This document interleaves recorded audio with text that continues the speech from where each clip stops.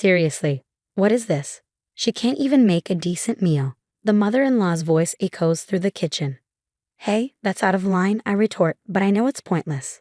Talking back only invites more trouble.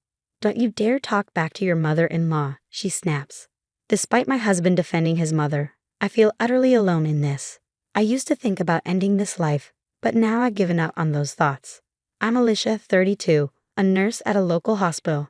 Married for 5 years, Henry and I have been trying for a child, but it's not happening as we hoped. The night shifts at the hospital are taking their toll on me. I've been contemplating a change, maybe a less demanding job. A former colleague who quit to get married now works at a nearby clinic's reception. I can't help but envy her. When I first got married, I never considered quitting my job. Henry wanted me to focus on housework, but I was determined to keep working. I feared that if I left, I wouldn't be able to return. Now, with all my close colleagues on maternity or parental leave, I've had to pick up the slack and have risen to second in command. It's fulfilling to have hospital-wide responsibilities, but the ticking biological clock weighs heavily. Shouldn't we start thinking about kids?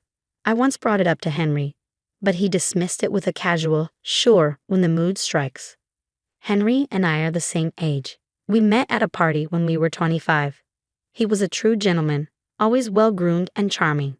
I fell for him immediately, and after a few dinners, we started dating. Everything seemed perfect until we married 2 years later. Now he's gained weight and rarely smiles. Our relationship feels more like a partnership than a marriage. We barely have time for meaningful conversations. I secretly think that having a child might be the only way out of this rut. Then there's the issue of my mother-in-law moving in without any prior agreement. It started about 3 months ago after my father-in-law passed away. Though she lived just a 5-minute drive away, her visits became increasingly frequent. One day, I came home exhausted to find her in our house. She'd made a copy of our key and essentially moved in. Later, I discovered her house had been sold, leaving no chance for her to move back. Mother-in-law, this apartment is for 2 people. We can't just have you move in, I said, trying to be diplomatic, but it was futile. How awful. You want to kick out an old lady? Dusty Bear told me you have an extra room, so I'm doing you a favor by living here. I'm your husband's mother, so just be respectful and deal with it. Her condescending tone makes things worse. Our relationship was never great, and living together has only intensified the tension. And Dusty Bear, really? It's strange hearing her call him that. Even more unsettling is when Henry calls her mama in my presence.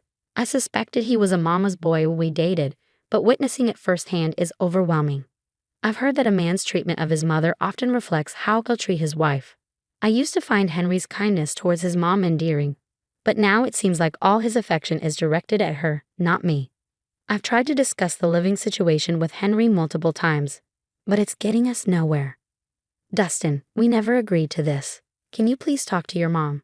She's been feeling lonely since Dad passed away. She lived close by anyway, so it's not a huge change, right? He always dismisses my concerns, as if they don't matter. Living together is far more stressful than simply living nearby. I'd even be okay if she rented the apartment next door, but sharing our small 2-bedroom is unbearable. We have full-time jobs, so finances aren't the issue. It's just finding the time to look for a new place. How about we start looking for a new apartment on our next day off? We need more space. You're the one who wanted to save for when we have kids.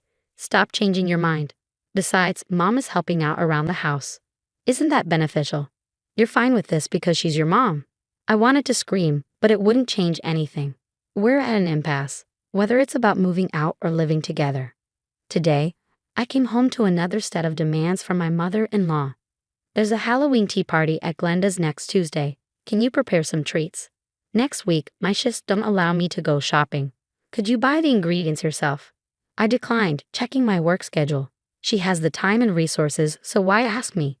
With a smirk, she replied, store-bought treats would be embarrassing. Homemade is the way to go to avoid duplicates. Oh, you mean the ingredients? What are you planning to make? I won't have time to shop. Before I could finish, she interrupted. You're so clueless. Obviously, you're the one who'll make them. You're so useless. Another verbal jab. I can't do it. I don't even have time to shop, let alone bake. Please handle it yourself. I tried to explain, but she wasn't interested. It's clear who should be handling this, a full-time nurse with a demanding job or a retiree with plenty of time. Still, she persisted. Pumpkin cupcakes are easy. Just make sure the packaging is Halloween themed. If you cut into your sleep, you'll find the time. Forget, and you'll regret it. She left me with that ominous remark and retreated to one of the 2 bedrooms. Why is this my responsibility? I was already exhausted from work, and this conversation only drained me further. Doesn't she understand how crucial sleep is for someone in my line of work? I felt a twinge of relief imagining her showing up empty-handed, but I couldn't ignore her. Last time I didn't meet her demands, she spread rumors that I was cheating on my husband.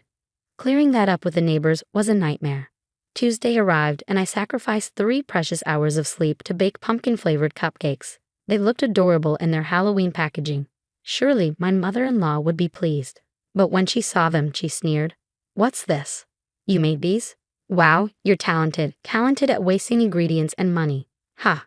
I thought I measured, but her disdainful words were unmistakably aimed at me and my cupcakes.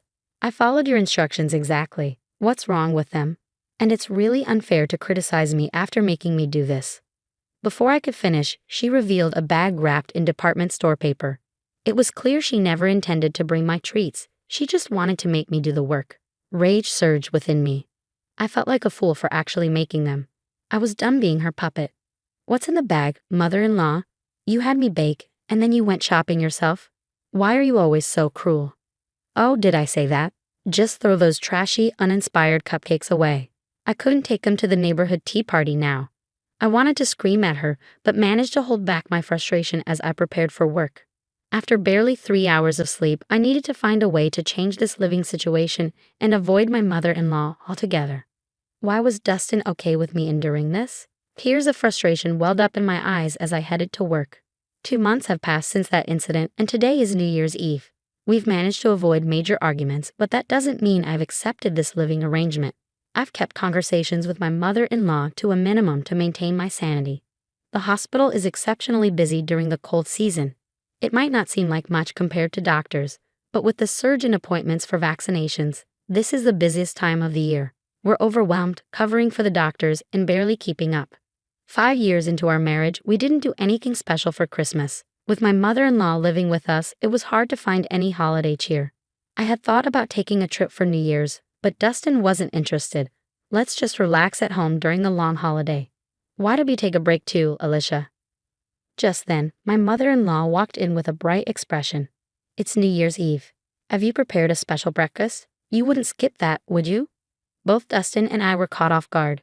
We usually went to his parents' house to make a special breakfast together. When I asked a month ago if we were doing it at our place this year, my mother-in-law had said, "I'll make it myself this year. There's less to prepare since your father passed away." Looks like we were tricked again. Dustin, who should have been aware of this conversation, said, "Mama, we can relax this year." "Alicia, you better start cooking, or we'll have nothing to eat." What a mess.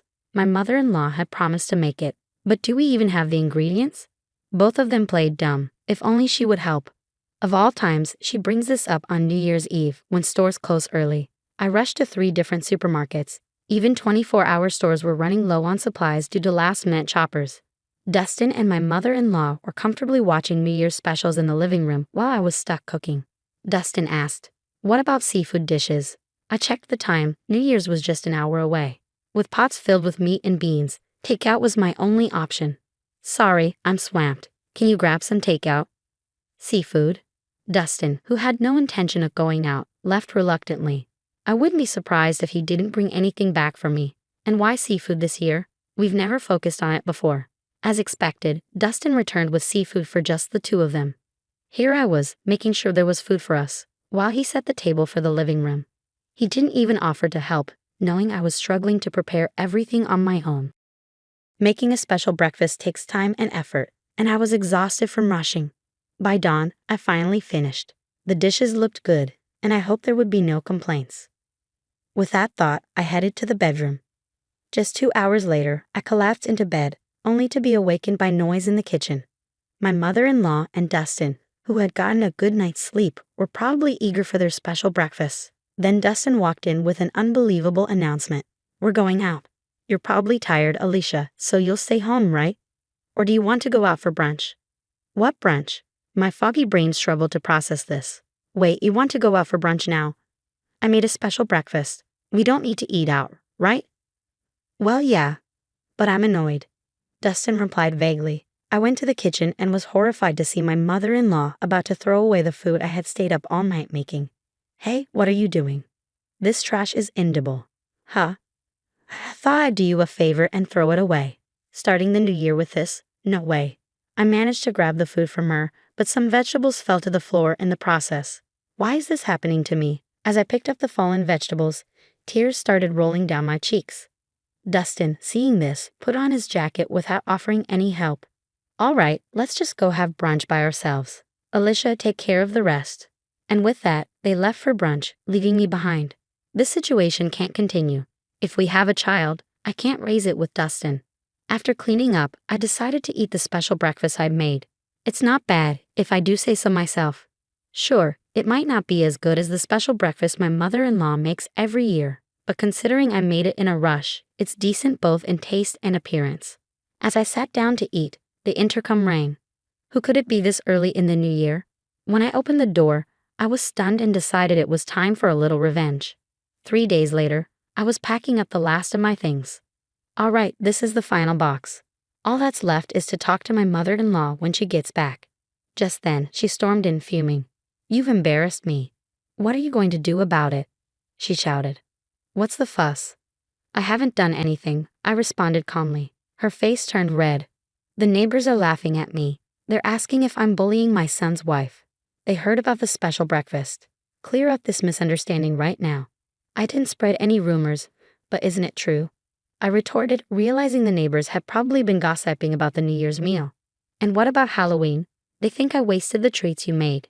Now no one will invite me for tea. On New Year's Day, Elisa, a neighborhood leader, had unexpectedly visited me. We typically just exchanged pleasantries, so her concern was surprising. She noticed the tension between me and my mother-in-law and mentioned that she was aware of the unusual arrangement. It must be tough with your mother-in-law moving in, huh? She's been telling everyone that you and her son suggested living together. But everyone knows Crystal is just a neighbor and you're still young. They sense something's off. Elisa's words lifted my spirits. I hadn't realized how much my intrusive mother-in-law was talking about us outside. When Elisa asked if I had any other stories, I shared the incidents with the special breakfast and Halloween. It seemed my mother-in-law's outrageous behavior had become the talk of the town, and I couldn't be happier. She had brought this on herself. If she continued to complain, worse things might come her way. Haha, what do you mean by worse? Elisa laughed. I've lived in this neighborhood for years. If you cross me, you won't be able to walk outside. My mother-in-law tried to mimic my tone, but then the home phone rang. I answered it and handed it to her. Her face went pale. What? The neighbors are watching a live stream of this room right now. What's going on? I showed her my phone, which was propped up on the TV stand. I had been live streaming her bullying tactics using a method Elisa had taught me. What is this? She tried to grab the phone from me, but I explained that the footage was already live. About 20 people were watching since it was a holiday. Realizing breaking the phone wouldn't help, she fell to her knees, begging me to stop the stream. I was wrong. I've done terrible things. Please stop the stream. We won't be able to live here if people see this. Ignoring her tearful pleas, I replied, the one who won't be able to live here is you, not me. I'm staying. She was furious but understood that her exposed bullying meant she could no longer move freely. Her face turned blue as she begged for help. Then let's all move far away. Don't abandon me. You're really clueless, I said. Dustin and I are getting a divorce. You're a stranger now. Please leave within a week. Haha. I packed a box in front of her. It's trash to me, but I've packed it for you. Yes, the items I was packing were for my mother-in-law and Dustin. I had already discussed the divorce with Dustin the night before, and he had filled out the paperwork without much fuss. I found him an apartment closer to his work, so there was no trouble. Perhaps he thought he didn't need to do housework because his mom was around. From what I heard through the neighborhood network, Dustin and his mother, who had moved to the next town, were having a lot of issues. She was causing a scene at his workplace, demanding to be shown around because she was his mother, which led to rumors about them being an odd mother-son duo. This negatively affected Dustin's chances for promotion and caused him public and private humiliation. I couldn't believe that something like this happened to my former in-laws without me even knowing. I'm grateful to the neighbors who supported me and hope to help others who are being bullied by their in-laws in the future.